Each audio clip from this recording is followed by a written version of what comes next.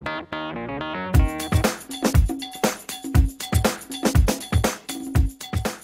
الله الرحمن الرحيم. أتوجه بالشكر لكل أبناء الوطن الأعزاء رجالا ونساء في كل أنحاء اليمن على متابعتهم لما حدث في جامع النهدين من قبل عناصر خارجة عن النظام والقانون الذي امتدت يد العمالة إلى جامع النهدين، مما أدى إلى إصابة عدد من المسؤولين منهم يحيى الراعي والأستاذ عبد العزيز عبد الغني والأخ الدكتور علي محمد مجور، واستشهاد 7 أفراد ضباط وصف من بينهم محمد الخطيب.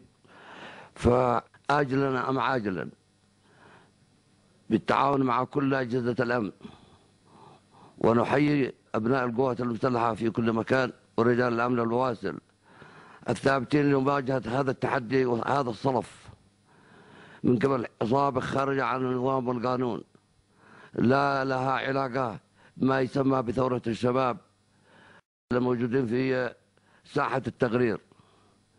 هؤلاء عصابة مسلحة احتلوا مؤسسات الدولة والوزارات ونهب الممتلكات، لا لها علاقة بأي انتفاضة أو بما يسمى بساحة التغرير، ولكن هذا راكب حماقة وراكب غرور، وهي حركة انقلابية لص المال العام وإخراج المواطنين من مساكنهم في حي الحصبة.